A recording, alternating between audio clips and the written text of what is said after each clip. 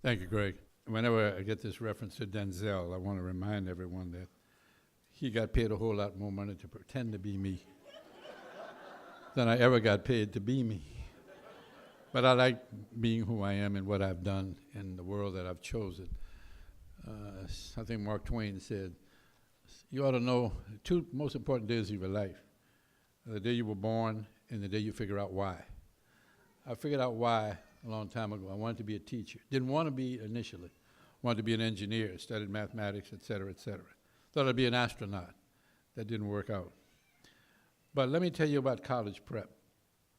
I was asked to refer to some questions here. When does college prep begin?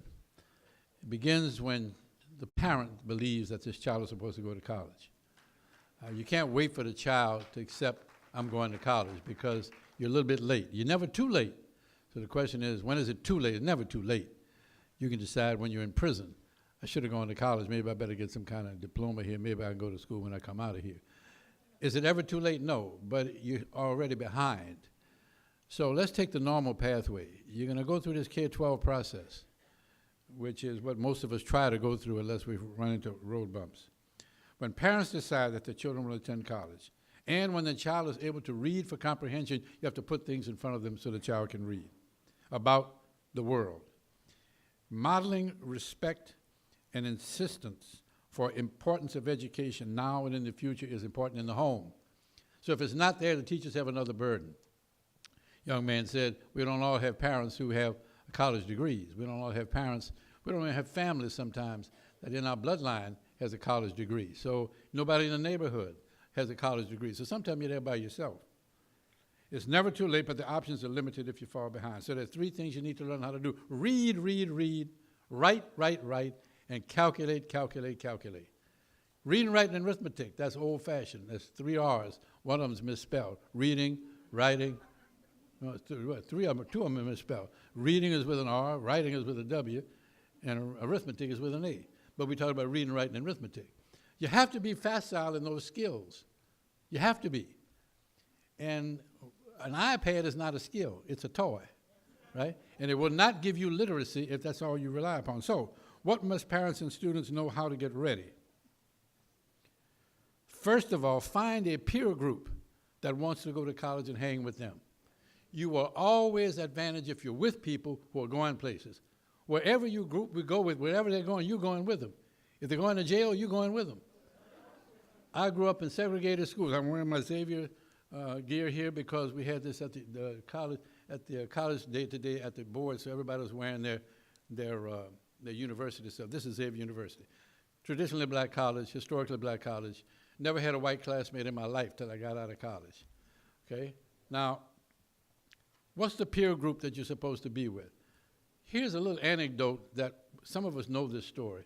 This is about 35 years ago. A white professor, and I'll say white not because it's a disadvantage, he's teaching calculus at UC Berkeley to freshmen. To get to UC Berkeley, you have to be pretty good to get to UC Berkeley because it's one of the top 5 competitive schools in the country to get into. It's up there with Caltech, MIT, Harvard, et cetera, et cetera.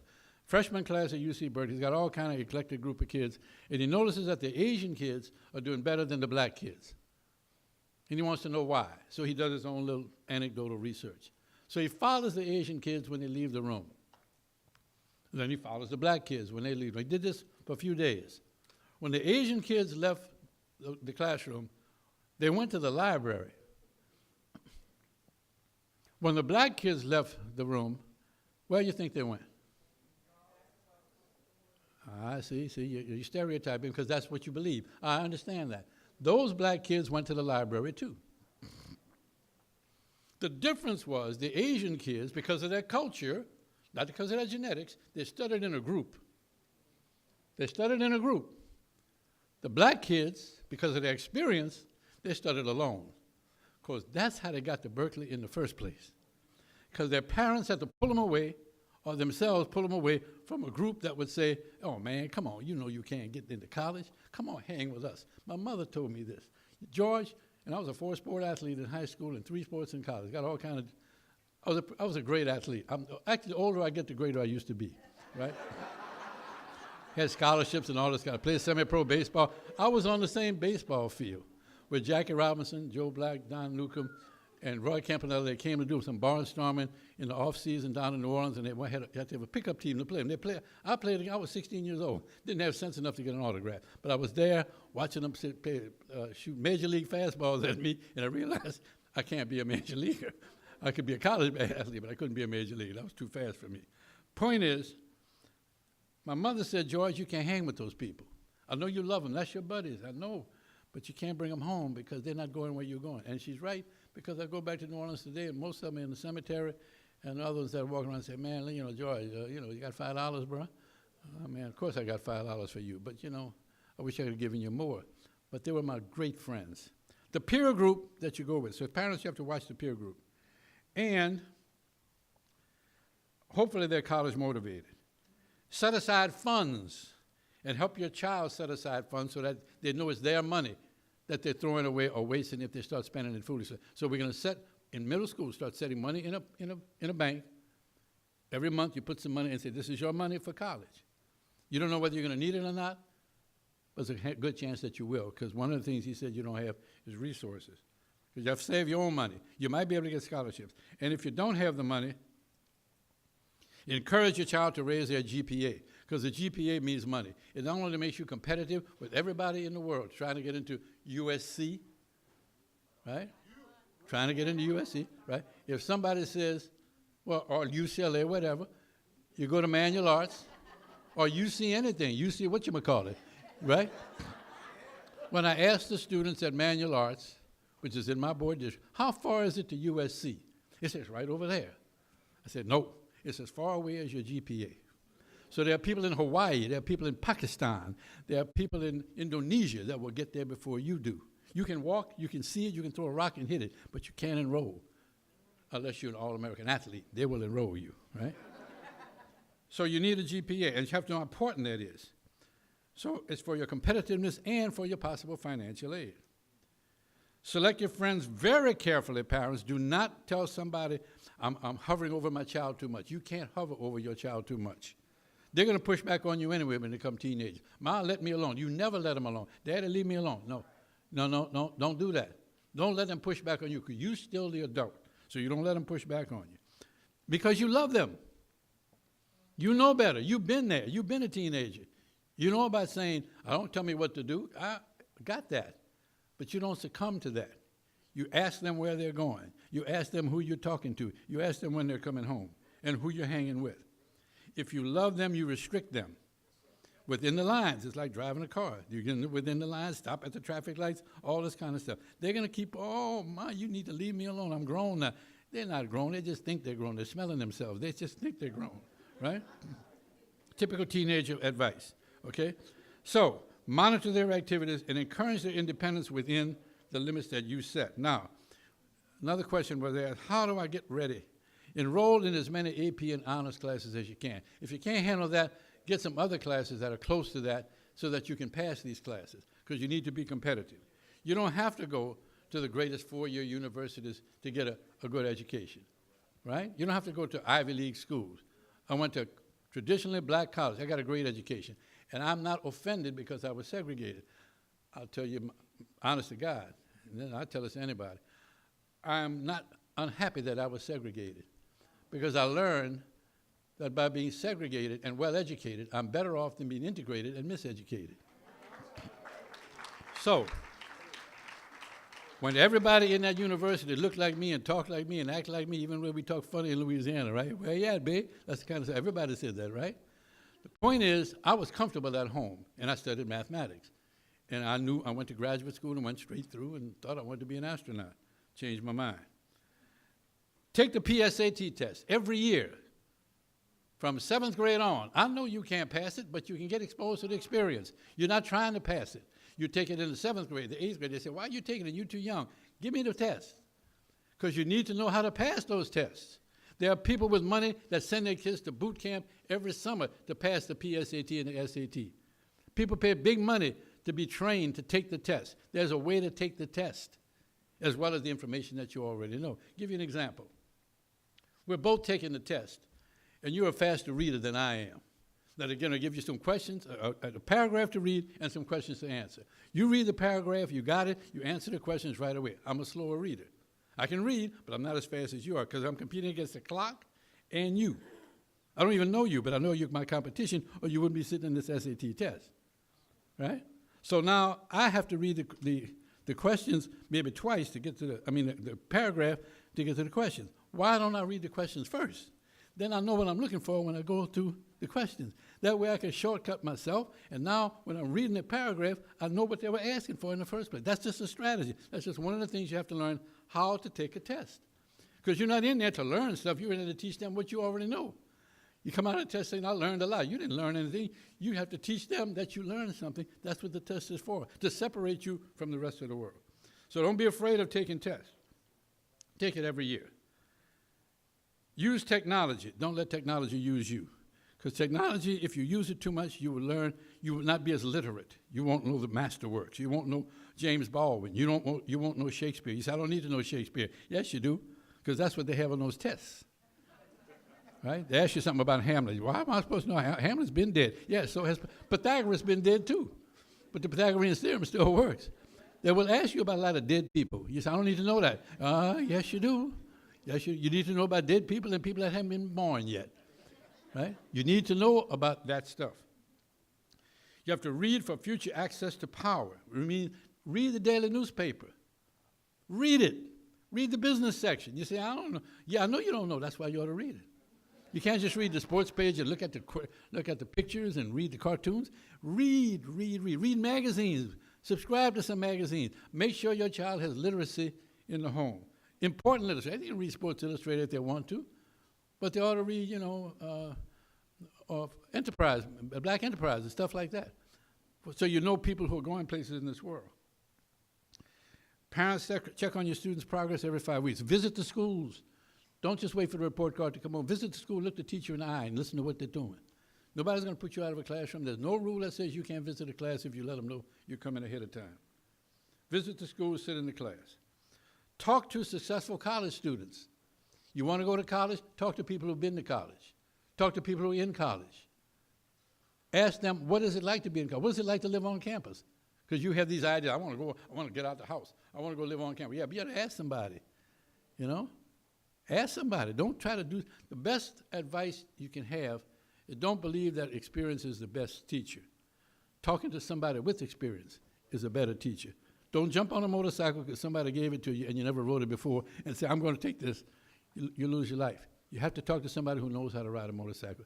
Then you ride the motorcycle, even if you're excited about it. Advice to the community college. They asked me to give some advice to the community colleges to help new students succeed. First, help them to get into study groups. Don't let them study alone. I didn't learn how to study alone until I went to law school because I couldn't brief all those cases. So I joined a study group, Black American Law Student Association, called BALSA, when I was at Loyola University.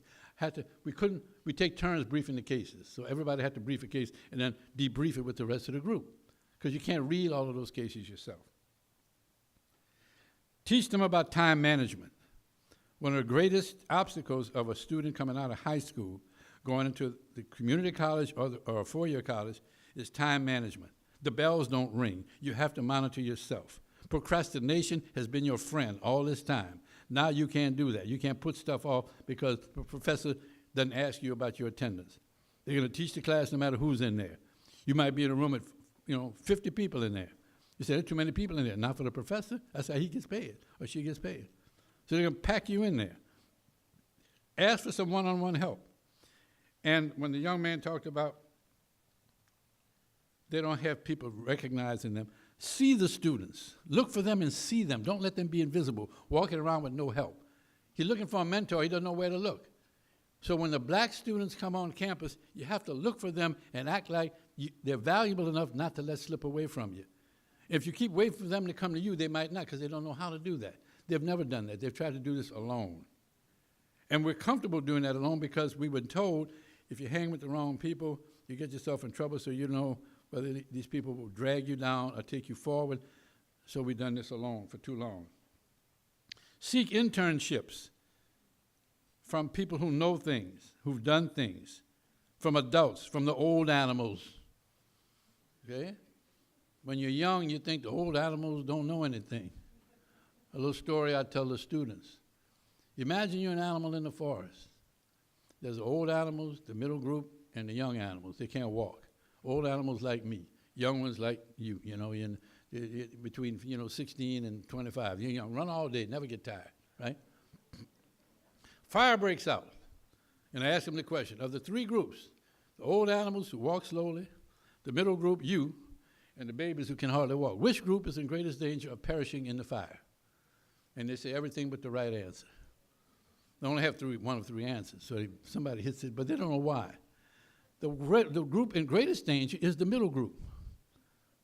Why? I'll tell you why. The young ones don't even know there's a fire, never seen a fire, so they wait for somebody to come get them. And somebody will come and get them. You come and get them as a young person. If the baby was in the crib, and the fire broke out, you wouldn't run out of the house and say, did the baby follow? The baby can't walk. So you're going to pick, a mother cat will keep bringing her kittens out until she burns up, trying to get them all out. That's a natural instinct of a living creature, right? The old animals, yes, we move slowly. We do move slowly, but we move in the right direction. And the reason we got to be old animals is we knew how to avoid the previous fires. Because the life is full of fires. And we know which way the wind blows. We know that the smoke will kill you first. We know where the water is. Follow us, and we'll get out. Now, there's you, the middle group. Why are you in danger? You see the fire. You already been told, don't go over there. You say, ooh, there's a fire. Let's go see. That's what you've been doing all your life. Ooh, there's some dangerous stuff. Let's go. Ooh, somebody got a car. Let's jump in it, right? Oh, somebody's smoking something. Let's see what that is. Somebody drinking something. Let's try that. Somebody's doing something wrong. That's fun. Let's go over here and do that, right? That's natural teenage behavior. I see it. So, volunteer as well. Not only take, but give. The test of love is, do you have ability to love other people? People say, a lot of people love me. Yeah, but who do you love? Do you know how to love? Love is not romantic. Love is a sacrifice. It's a giving. It's a commitment. It's a devotion. The greatest love you'll ever know is a mother-child relationship. And you might love your brothers and sisters. But a whole lot of people get in romantic things and say, I'm in love, and then next week I'm not. Were you really in love? You just felt good about it. Well, I mean, it's love. Love is when you commit, make a long-term commitment to it. So see other people you can help. Be a volunteer. Devote yourself to younger people, needy people, older people, handicapped people. That'll make you feel better about yourself. College is for everybody. People say it's not for everybody, but the community college is for everybody. Because, one thing about it, I'll sit down. It is not an older high school. It is a college. Don't act like you're still in high school and you can ditch when you feel like. You will be on your out before you know it, right? And that's be your own fault. You can't blame that on anybody. Oh, they're picking on me. I'm poor, I'm black. No, you got here and you were poor and black. Now you're pitiful. Because you stopped going to class and you gave up. And you didn't take that advice of finding other people who can help you through this. Of course it's a challenge. But what do you expect? You're living in America. And America is not necessarily friendly to us. Carter G. Woodson said in his treatise on the miseducation of the Negro in 1932, he said the public school system is not designed to emancipate the Negro. It is designed to put him or her in their place assigned to him by the master race. Back then, the master race, we knew who they were, and they put us in our place that they assigned to us. Matter of fact, they're still here. Because how do you think, what's his name, got in the White House? Right? How'd that happen? Because they're still here. And having grown up in the South, I know they didn't go away. Because if they died, that means I would be dead too. I'm still alive, so they're still alive. And they know that they were outraged when this black man was there for 8 years. That can't be possible.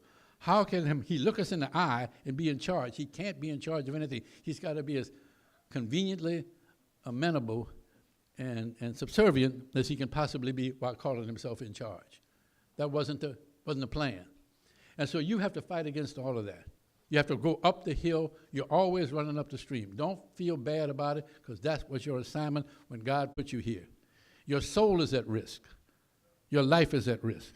Don't act like you can play with this. College is your way out. It may not be in 2 years, it may not be in 4 years, but it is your lifetime opportunity to use whatever education you can get, even if you never get the full degree. My brother is a medical doctor. He's the coroner. He's the first black coroner in the history of New Orleans. He's there now, my brother, Dr. Dwight McKenna. He didn't graduate from a regular university 4 years. He went to Xavier, and in the senior year, he dropped out because he had enough medical credits to enroll in Meharry. So he's a medical doctor without a bachelor's degree. And he's a fellow in the College of Surgeons. He said, I don't need this anymore. I'm going to medical school. And he did. And he went to Meharry, and he went to Howard, and then he became a successful surgeon. But the point is, your path will be different as long as you're on a path. Don't act like you don't know what to do. Being successful is what you're supposed to do. Know who you are. Know what you're supposed to do. You're supposed to survive for your ancestors. You're supposed to thrive for your parents. And you're supposed to do as well as you can for the children you're going to bear later on in life. Thank you for the opportunity.